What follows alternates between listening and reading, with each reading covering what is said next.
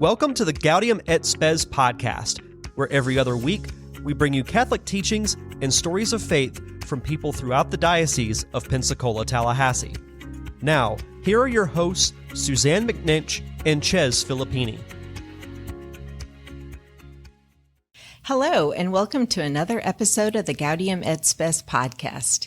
If you haven't already, please take a look at our last episode where we concluded a two-part series on youth ministry, where we had the pleasure of having Alex, Arnie, and Lisa on the show, and they gave us some insight into youth ministry at both the middle and high school level, and it was just so amazing to hear all the great things that are going on out there with our youth ministers and in our different churches, and it's very inspiring. And I know, Ches, for you with children that are coming up on those sort of critical years and ages, I'm sure it was a great episode for you as well.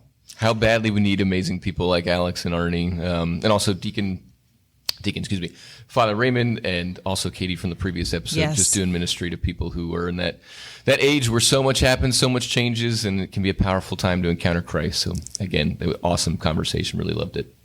So it's a great time to get to catch up where we're at in this middle of the summer, and we always do that by going to the first line of that great document our podcast is named after, which goes, "The joys and the hopes, the griefs and anxieties of the men of this age, especially those who are poor or in any way afflicted. These are the joys and the hopes, the griefs and anxieties of the followers of Christ." So what's going on? Joys, hopes, griefs, anxieties, all the above? Yeah, I think all of the above in so many different ways. No, it's great. There's just a lot of transition happening within our diocese right now. You know, I mean, my second job outside of the podcast here is working up in the HR office. So we've got a lot of people who have transitioned into other jobs and have moved on and are doing great things. And then we've got a lot of new people coming in as well. And school's getting ready to start here. So we're busy with teacher contracts and hiring and everything else. So I think, you know, some people fear change. Some people embrace change. Some people just don't know what to do with change. Right. I always like to think of it as a positive thing. You know, it's always nice to bring somebody in with a new perspective or a new way of looking and doing things, and then questioning too, you know, why have you always done it? And instead of just saying, oh, we've always done it that way. That's scary. It is. And a lot of that, when you ask those questions, it requires more work. But I think, you know, it's all for the best. And, you know, that's what we're here at the Pastoral Center to do, is to serve, you know, those that are out in our parishes and our schools and our lay people and stuff like that. So it's very exciting. So you don't get a summer break up in HR, Suzanne? Is that what you're saying? Oh my gosh, I think that's our busiest time. As everybody comes, I know, exactly. But you know, you've down in ministries here. Speaking of change and transition. Yes. Yeah, amazing stuff for our team here at the Pastoral Center Ministries. We've just about a week and a half ago now, Dr. Tom Neal came on as our Chief of Evangelization and Mission Engagement for our diocese. So he's essentially now my new boss, and it's been awesome. Dr. Tom Neal is especially legendary, if I could use that word, over on the east side of the diocese. He was at the Co-Cathedral of St. Thomas More for a number of years doing RCIA and faith formation, and then he was at Florida State as a religion professor. Had just a tremendous impact on a lot of people's lives over there, including some of our priests who had some amazing conversion moments in and through his ministry to them and stuff. So he's been gone, though, for about 13 years, 14 years, but he's back. He just finished up a stint at Notre Dame Seminary over in New Orleans, and he decided he would come back to his spiritual home diocese, and he's back, and it's awesome. He's my next door neighbor, and we've already had some amazing conversations that are definitely turbulating the waters, I don't even know if that's a word, but you know, just shaking up things, and but beautiful, and it's going to be nothing but bright skies and sunshine, hopefully going forward. But a huge win for our diocese. Yeah, I think that's great, and we're going to try to get him to come on the podcast with us. Yes, you're going to not want to miss that one, people. Yeah, he's a top notch speaker, and just a fun guy to be around. So yeah, we'll get him on here soon enough. Good deal. What are we talking about today? Oh, the diaconate. All right. So we went with youth ministry, and we're about to do a two-part series on essentially the permanent diaconate. So today we've got Bishop Bill sitting down with our vicar for the permanent diaconate in our diocese, who is Father Joseph Callipare. And they're going to have a really amazing discussion that we'll see on the other side of, given the history of and the details of forming people for the diaconate. Hello. Today in this episode, we're going to talk about the permanent deacons, the permanent diaconate, the history, the permanent deacons in the church and in our local church, in our diocese. And so we have Father Joe Callipare, the vicar of the permanent diaconate and the director of deacon formation for us as well. Hello. Hello, Bishop. All right. Now, Father Joe knows a lot more about the history and, well, the permanent diaconate than I do because of his role and his love for the church. Not that I don't have love for the church, but I don't know. I'm not that great with history. But I've done some research, so I want to just talk a little bit about that.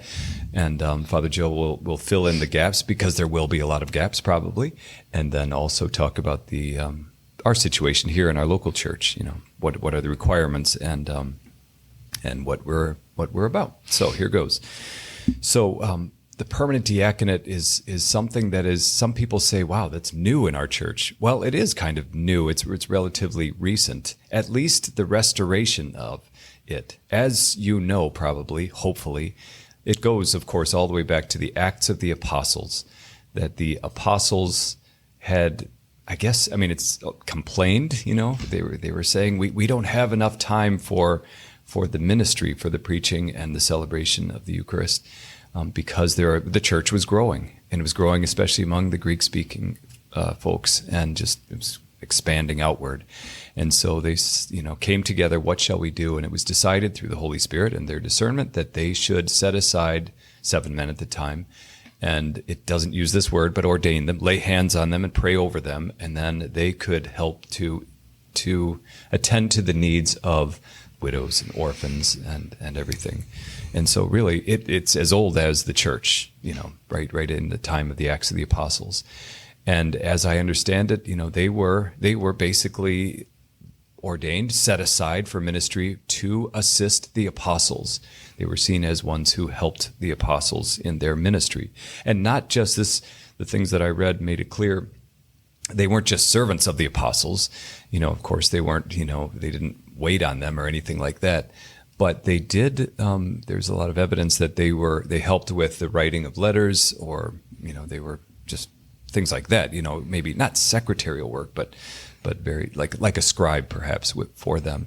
But also they were always connected with the word, with preaching the word, sharing the word of God with the faithful.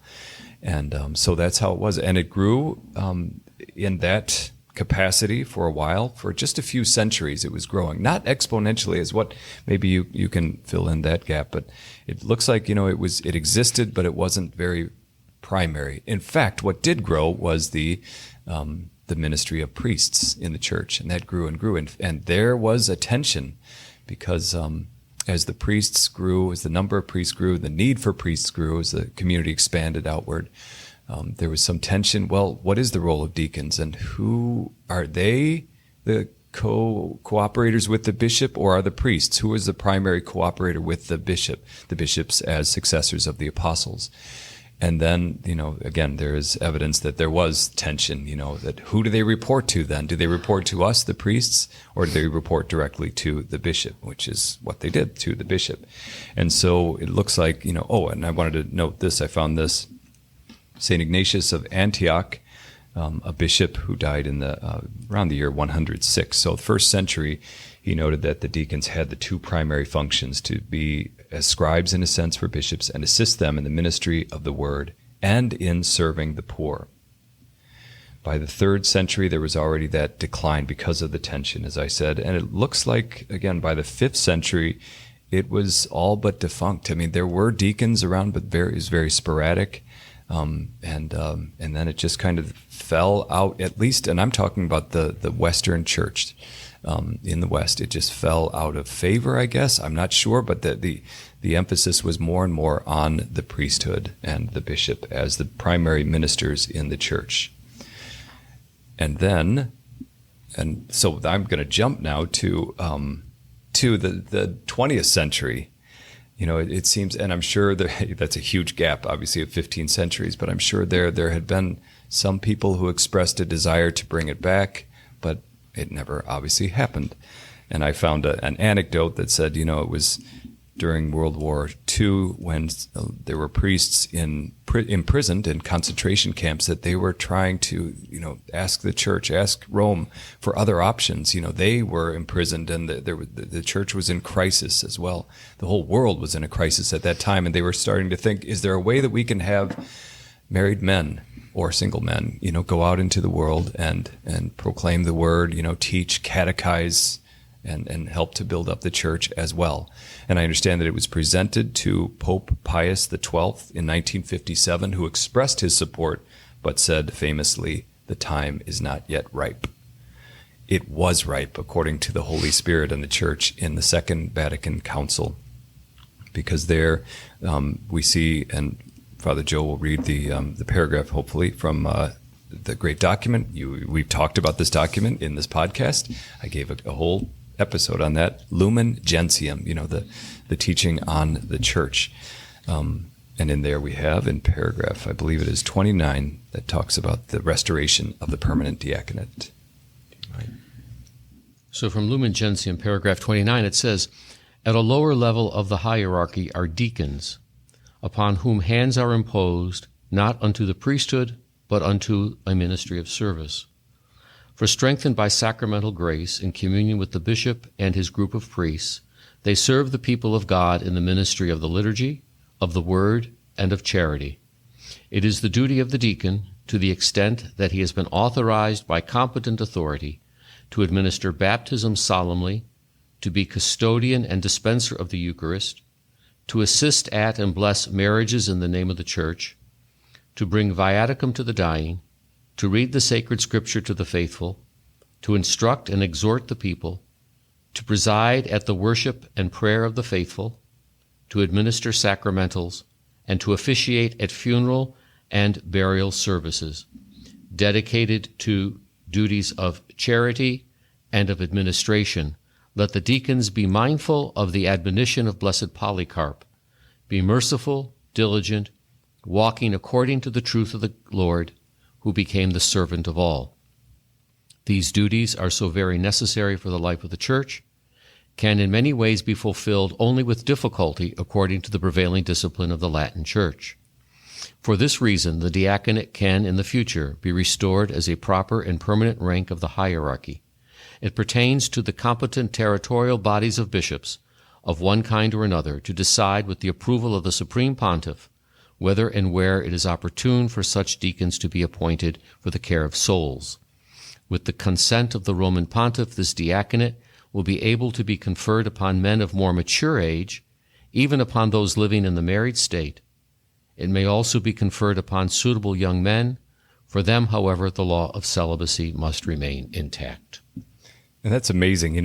Two things. One, we were talking before we went on air to do this episode, and Father Joe reminded me, it doesn't say that it shall be so in every diocese or every conference. In fact, it just says that, it may, the diaconate can in the future be restored according to the competent authority of the conferences and everything. And so that's just really interesting. It doesn't do that. The other thing that really struck me, especially even as you're reading it, was how kind of jarring that must have been to people. We went from not having it for centuries, a millennium really, to now all of a sudden having this extra, I shouldn't say that, but this other additional ministry in the church. It must have been really jarring. We read it, we hear what you just wrote and think, oh yeah, of course, we have deacons in our parishes, in our dioceses, but man, that must really have been a shock. Well, even the Council of Trent called for the restoration of all orders, major and minor, but none of that took place.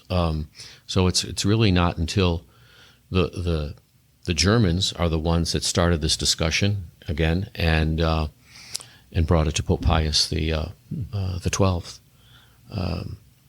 That's great. Can you? And now I said you would fill in. I don't mean to put you on the spot, but I'm sure I missed a lot of things. In fact, just kind of skipped through the centuries very quickly. But any other thoughts about that? Well, it took off very quickly, in the United States.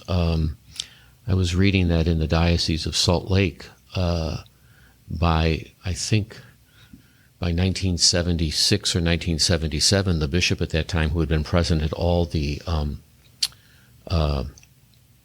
meetings of the Second Vatican Council, ordained the first class of deacons for that diocese. It was a large class, 1977. Okay. My own home diocese of Rochester, New York, I believe it was 1978, was the first class ordained. And Bishop Gracida, our very first bishop here, 2 years after establishing the diocese, put together a formation program, a 3-year formation program. So our first class of deacons was ordained on May the 10th, 1980. I think it was about a class of 25, if I'm not mistaken, 2 of whom are still living, not active, but still living. That's great. Yeah, I imagine how, I was young. We've already established this. I was never lived a day before Vatican II. I was born in 1967, and so that was the time of a lot of, just kind of fits and starts with the reformations and everything, reforms, I should say. And I don't really remember a lot about it, but I imagine it was really a kind of a difficult transition for people to experience and grasp, just all of a sudden, not all of a sudden, as you said, it wasn't right after Vatican II that ended in 65, but it took about 10 years. And then, you start to see these married men preaching and baptizing. That must have been really difficult for people. But it was the Holy Spirit that reestablished that, we believe, and we're so much richer because of it. And I just say, as a priest, as a pastor in a parish, I so appreciated working alongside deacons there, again, helping mostly with the liturgy and preaching, but also and especially with the ministry of service. And I know, Father Joe, you really emphasize that here in this diocese. We have, thankfully, thanks be to God, we're blessed with priests to serve at the altar, and that is their function. Deacons are to assist them occasionally or when it works out, but the primary role, as I understand it, is service and ministry of the word and charity. And I really appreciate how we've emphasized that here in the diocese. One more thing, as a bishop now, I hadn't really thought about it. I thought, good, I'll be working with them, and that'll be nice to have them assisting us in the diocese. But I think it was my first ordination, which was here, of deacons, where I was preparing for it, reading the prayer of ordination, and it talked about that close bond that the deacons have with their bishop. They are to assist the bishop in the ministry of the diocese. That does not cut out the priests in any way. Of course, if they're at a parish, they're assisting the priests who are cooperators with the bishop. But I remember as I was preparing for that, and then as I was praying that over the first group, I thought, wow, this is really special. They're not just volunteers or ministers. They are closely connected with me in my role as the bishop, and all of us, all the priests as well. So we want to talk a little bit about about the history here. You just started to touch on that. That's great. If you would say a little bit more about that, the history of the permanent diaconate here in our diocese. And eventually we want to talk about kind of what are the requirements and the expectations of those men. Well, it's evolved over the years. It's gone from a 3-year program to now a 5-year program. Those that went through the 3-year program think the 5-year program is too long. But, as we know in with seminary formation, it was 8 years, 4 years of philosophy and 4 years of theology, or 2 and 6. And then now it's gone, and then it went to my period of time, it was 4 years, and then it moved back up to 6, and now it's almost back up to 8 again once you include a pastoral year. Mm-hmm. So, it evolves over time. Programs evolve over time. And I think it was a great grace from whomever decided at the national level that this program should be 5 years, formation program should be 5 years, and ours is a 5-year program. Some dioceses are 6. I believe the diocese that you served in before coming here is a 6-year program. So I think there's one that I read that's about 7 years. But we have a 5-year program. And the first 2 years of the program, once someone has been accepted, I'm going to speak a little bit about how you get into a program, but once the program has formed, the cohort has formed, the first 2 years in terms of formation are helping the men understand the vocation as to what the diaconate is. Their courses, their academics are certainly all theological courses as one would take in the seminary. So you have your theology of God, you have your Christian anthropology, you have your Christology, you have your ecclesiology, the study of the church. You have all of those going on. But the formation days work on what is the diaconate all about. And so one of the ways that we do that is by giving the men their pastoral placements. In the past, they could choose whatever they wanted from a list. But we give them every year, it's dedicated to a particular pastoral ministry that was in service to the church, whether the church as a diocese or church as parish. So our first year one is direct ministry with the poor. And the men are very nervous because none of them have had any experience about that except maybe seeing a panhandler on the street as they're stopped at a red light, okay? But now they're asked to either be involved with a feeding program or a homeless shelter or some type of ministry in direct service to the poor. And they go with all these preconceived notions, and ideas, and within months, those have all melted away. And, we've got now men in our formation program who are real advocates, for ministry to direct service with the poor. We also have them do ministry in their parish in terms of teaching. We don't put that in right away because of many of the varied backgrounds that the men come with. We already know they can stand on their 2 feet and teach well. So we try to get them into things that they're going to get their hands dirty. Right, stretch them. So ministry to the poor. Second year is direct ministry with the sick and the shut-ins. That means either going to nursing homes or visiting the sick in their parishes or the elderly shut-ins in their parishes. We also attach to that something that those of us who go through seminary formation, it's called clinical pastoral education, and having to write verbatims, to present a verbatim on a visit that they had. Of course, they don't use names, real names, and all of that. We never know who the person is in their parish, but they write an account of what took place, the best they can remember of the conversation, and then a pastoral reflection. They present it in our formation day group, and then we pick them apart. Okay, why did you say it this way? Why are you leading them? Give them an open-ended question, and this sort of thing. Painful for them. Yep. You and I both have done it. It's a painful experience, and but they come away very, very different. Just like first year, they come away very, very different, and they form relationships with people. Especially it's at the parish level, they form relationships with people that they never knew before. Then, of course, in year 3, we do the teaching. It can be an RCIA, it can be in a parish religious education program, it can be a Bible study. We had in our former classes, we had one of our men who conducted the breaking open the Word for the RCIA folks on a Sunday, and that was a ministry that he continued with after he was ordained. Then in 4th year, we send them to prison.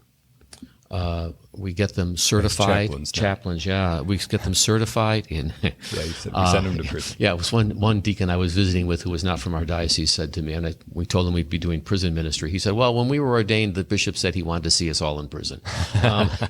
But we get them certified and approved by the state of Florida to work in state prisons. So our 4 men currently are in prison ministry. And again, here they had preconceived ideas about who's going to be incarcerated, and all of this. And, they've discovered, they're just like me. And we all make decisions in our life that are either for our good or not for our good. And if it's not for our good and we get into trouble, we're going to go to a prison. And so they go on a weekly basis. They conduct communion services. And one of our, and if the local pastor goes for Mass, they assist, with Mass. They discover that those who aren't Catholic are hungry to know more about the faith, and so they look at, can we start an RCIA program, in prison? So that, I would say, of the 4 ministries that they've done they're going to begin their 5th year next month, year 5. In the past 4 years, the one I think that they have really taken to heart and have a deep love for is prison ministry, which is good because of the number of prisons that we have, And you started, Bishop, with the last class, the class that you ordained, in 2017, you not only gave them an assignment to a parish, but also to a particular prison where they would go and minister on a weekly or monthly basis, whatever it was. So the pastoral program is very important. Year 5, the pastoral program is kind of how does a parish work, and so we have specific benchmarks that they'll have to achieve in year 5. How to turn the thermostat on or off. It's too hot, it's too cold, how are sacraments recorded, that sort of thing. One year we even asked all of the men to if they could, take some time off from work and spend a day and work in the parish office just to kind of see how the office runs, That is year 5. But the thrust of our program has been since 2009 is to prepare men for the permanent diaconate who want to get their hands dirty. Okay, as you said, the benchmarks of a deacon, or the pillars of the diaconate, are liturgy and word and charity and justice.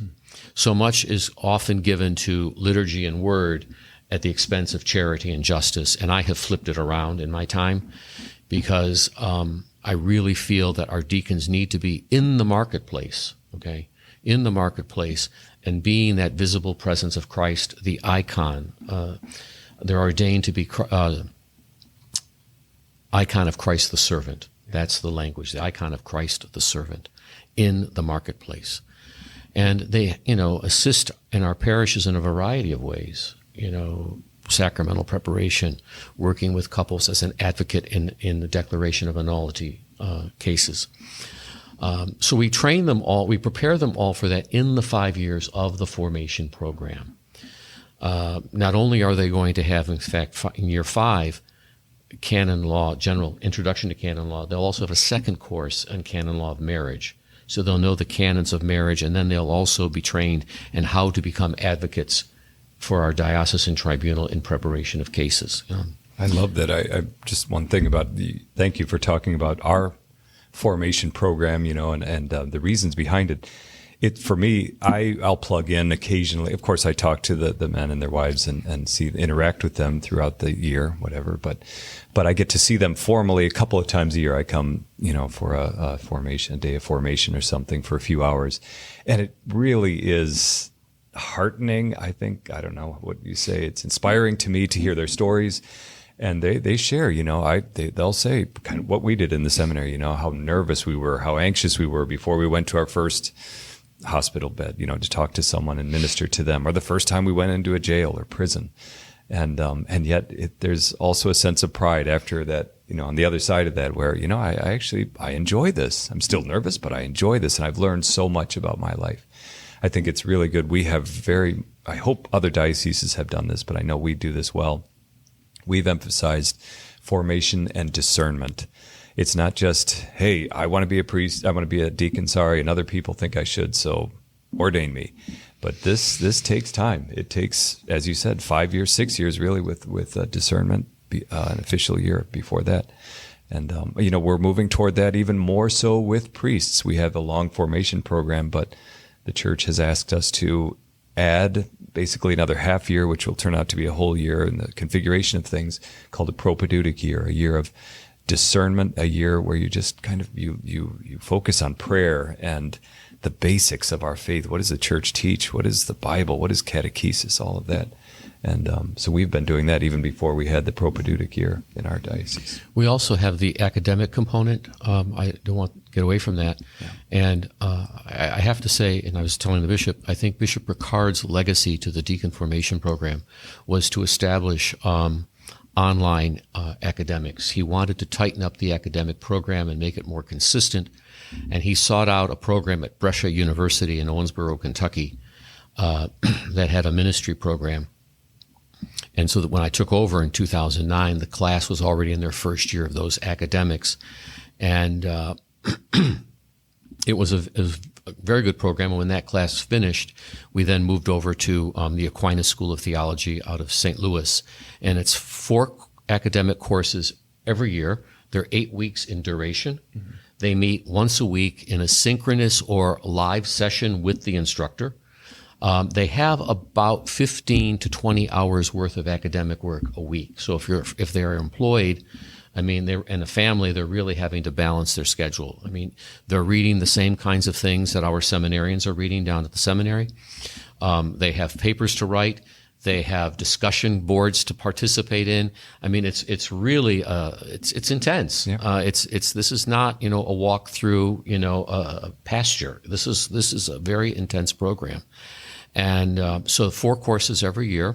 So when they're ordained, they'll have had 20 theological courses, all, the basics. And I thank Bishop Ricard for that, because he actually made my job a little easier, because otherwise it was a full weekend, Friday night through Sunday morning, where there was an academic class put into that, and then there was not much time left for formation, okay, and the things that the men needed to prepare for ministry. So, for example, there was no time. So, for example, one of our deacons who's in the formation program, he was ordained. The day of his ordination, his pastor had him assist at Mass, preach at Mass, and assign him a baptism, and he had never had any experience with baptisms.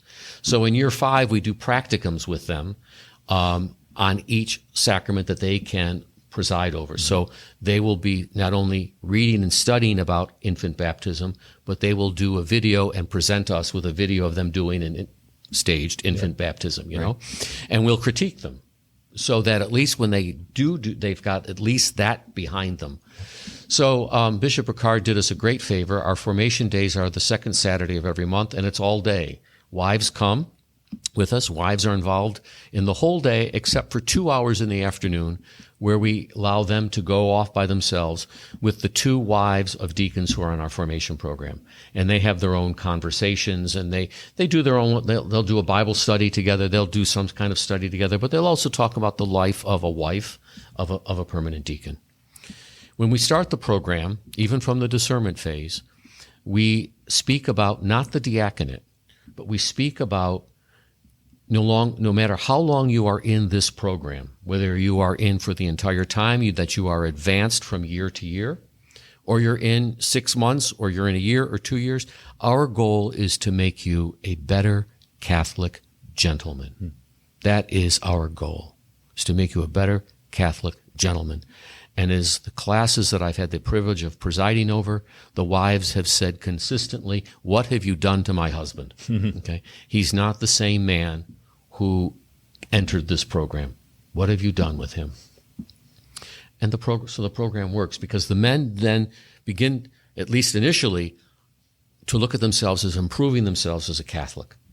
Okay, and as we move through the program and they are advanced through the program, then they begin to, maybe the Lord is calling me to this. I feel this. I do feel this draw. I'm not as nervous about it as I was anymore. And they begin to own the vocation.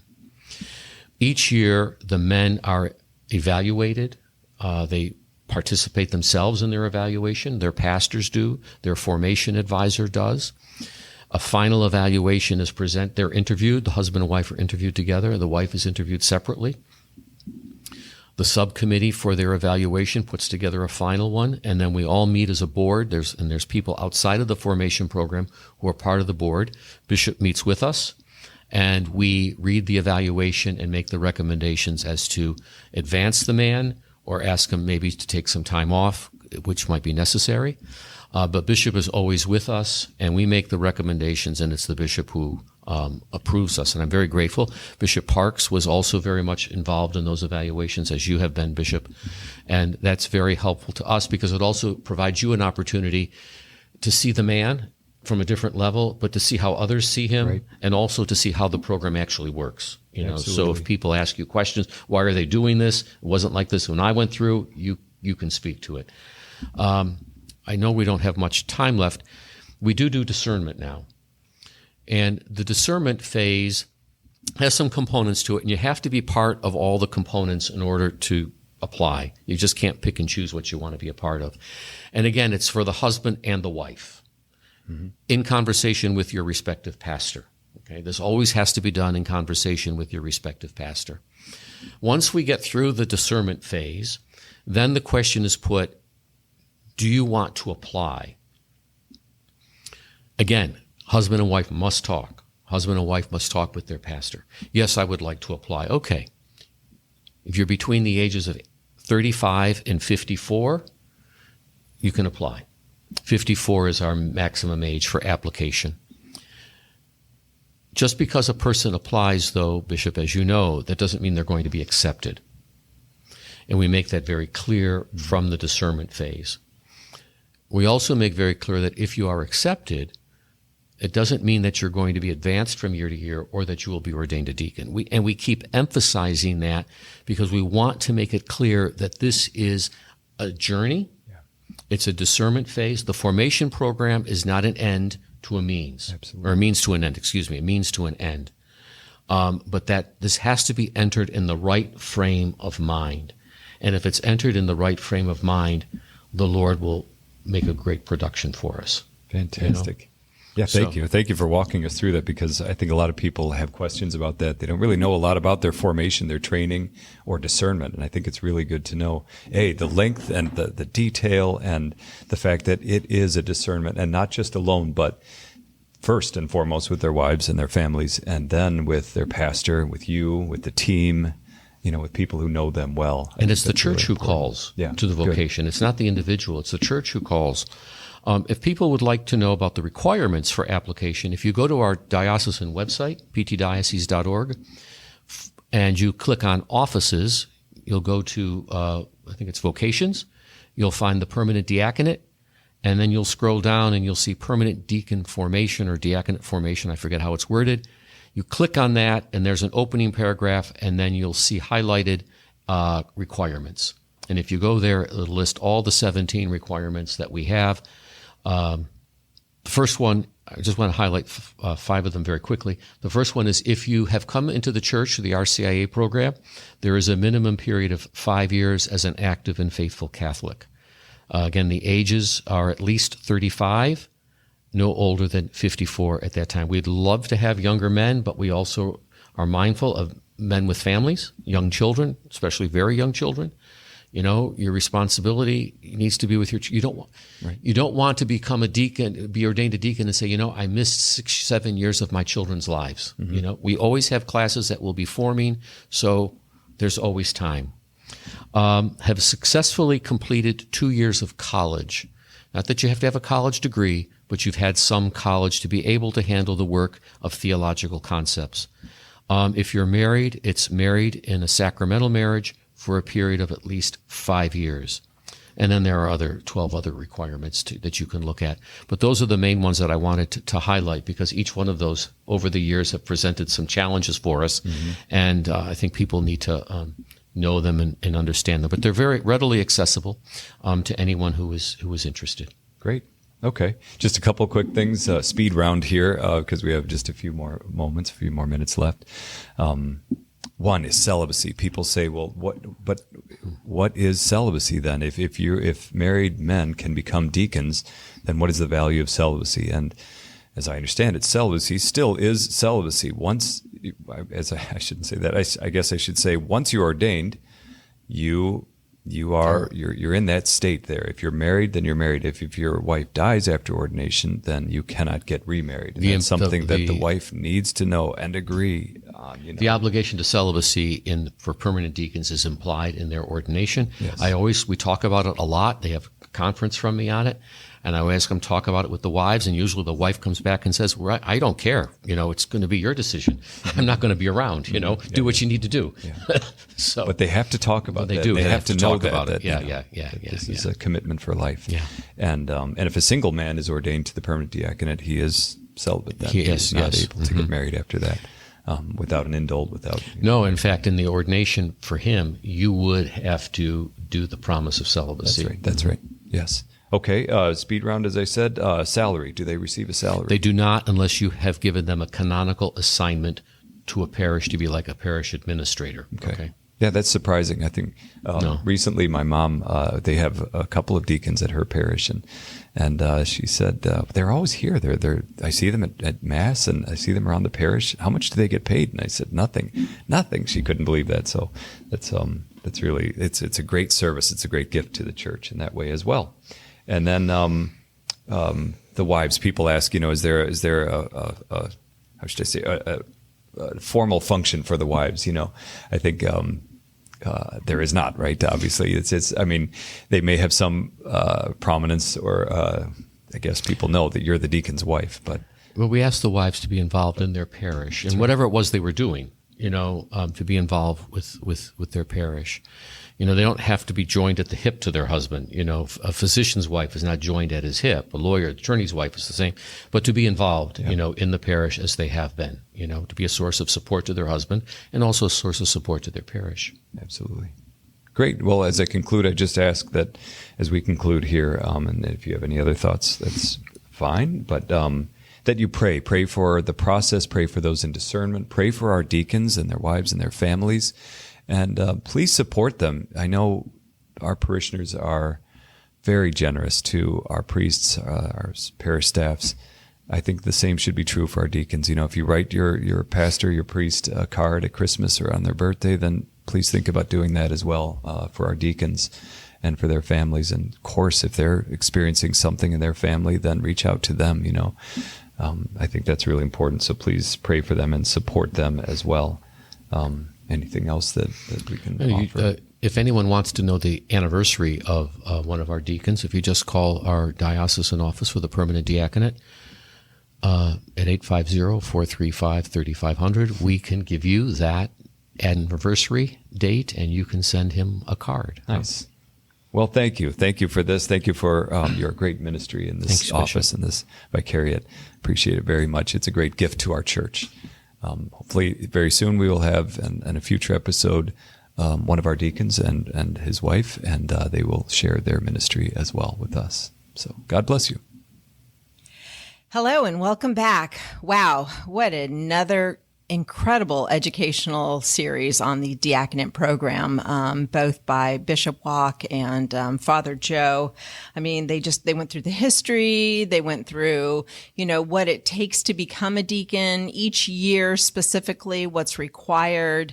Chez, I thought it was really interesting to hear that 1977 was the first ordination here in the U.S. And then for us in our diocese, it was back in 1980. Mm-hmm. So I'd say that, we were kind of on that cutting edge of everything, following, Vatican II and what came out of that. I was really inspired to hear all the great things that are going on within our own diocese. But the one line that Father Joe said that kind of struck me the most is that he said, "We want men who want to get their hands dirty."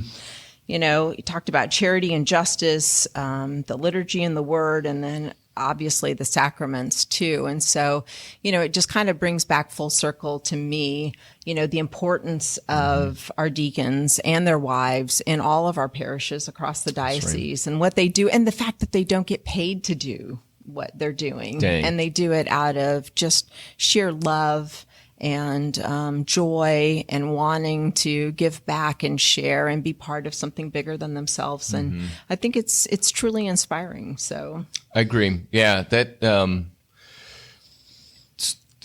my impression of the diaconate when I was a kid, when I saw our deacons, was you just saw them at Mass usually. They were serving the altar, and it kind of seemed like, well, if you're married and you're a man who's maybe in their 40s, 50s, or 60s or something like that, if you just like really being involved in church, you'll become a deacon. Right. But whatever, that's fine. But Father Joe is very clear, like the diaconate is not just like an elevated form of being a Eucharistic minister or a lector or an altar server or something like that. It's an ordained ministry. You're a cleric, and you're primarily, while you will be at Mass on Sundays, like all those other formation elements are certainly ministry outside the parish or ministry on behalf of the parish in difficult situations with shut-ins, with the sick, with the poor. So definitely, if you think of it as like just a way of having your face seen on Sunday and having a title and getting to wear a diagonal stole, like, no, exactly. It's not that. Exactly. Yeah. But, the history of our Catholic Church, we've had some very significant deacons. That's right. Yeah. It's funny as they were talking about the history of the whole thing. Again, the Acts of the Apostle, our first martyr, St. Stephen in the church, a deacon. I think one of the more famous stories of deacons in the early church, Deacon Lawrence from the Church of Rome under Roman persecution. The emperor asked, as they would normally do, they didn't just persecute Christians, but they would take Christian stuff a lot of the time. So sometimes it didn't result in that. They would like, we're going to take your money if you collected money from your people, and we're going to maybe take your church building if you're meeting there. And he was asked, like, provide us the goods, whatever precious metals you might have in your liturgy or something. The next day, Deacon Lawrence comes back and presents the poor that the Roman church ministered, like the literal poor people, and says, these are the treasures of the church. And he was, of course, martyred for that impudence. But what an amazing witness, like that kind of getting your hands. That's what being a deacon meant, and having like, he could round up, in a sense, the poor people that he ministered to and show them as like, these are my people, and we stand together. Other deacons, it's a little known fact, but if you read the first 1,000 years of the church's history, most of our popes, maybe not most, a lot of our popes were not priests or bishops before being elected pope. They were just deacons of the Roman church. And it was considered probably the highest administrative role you could get in the church of Rome, especially in other big metropolitan sees. So interesting stuff. They're a big deal. They kind of, again, Vatican II needed to revive that, as Bishop very clearly told us about. There was a revival there, but they have like an irreplaceable part of the church's history. They're not just a stepping stone to the priesthood or the diacon or the episcopacy. Right. So if you're a man between the ages of 35 and 54 and are interested, there's a lot of great information on our website. So please go there and look that up. But for the rest of us, let's just pray for our deacons. I think that's a lasting message that they left with us at the end of this, and I think that's so powerful too. Yeah, I don't know if everyone has. I've had some just beautiful. My marriage prep was done by for Kelly and I, our deacon down in Melbourne, Florida, and it was crazy. We hadn't seen him in years, and we had heard a few years ago that he had. He'd been diagnosed with a pretty aggressive form of cancer. So we were worried about praying for him. And our last trip to Melbourne a few weeks ago, he was the preacher on the Sunday there. And he was looking better. And he just gave one of the more beautiful homilies I've ever heard that really only a deacon can give. And like, he was talking about his journey with cancer, how his wife was like this amazing support system throughout that journey, his ministry to other people in the cancer ward as a deacon. And we were welling up with tears and stuff, and it was just like, that's the kind of that unseen but beautiful role that deacons can have. It really spoke to us in a big way. So they're doing work, guys. Even if you don't see them all the time, they're doing incredible work around, and they're getting their hands dirty for sure. So please pray for them. Yes. We're going to hear all about that in depth. Our part 2 is going to be sitting down with a deacon and his wife, specifically Deacon Lou Fate and his wife Rita, who are from Blessed Sacrament Parish over in Tallahassee. They're going to come over, sit down with us, and get to hear all about the stuff. So stay tuned for that, and we'll see you then. Thank you for tuning in today to the Gaudium et Spes podcast. If you would like to know more about our podcast, please visit gaudiumetspes.net or go to ptdiocese.org and click the button that says podcast. If you listen to the audio version from an app such as iTunes, Stitcher, or Spotify, be sure and rate, review, and comment. If you watched us on YouTube, make sure you like and subscribe or leave us a comment there as well. Thank you for joining us.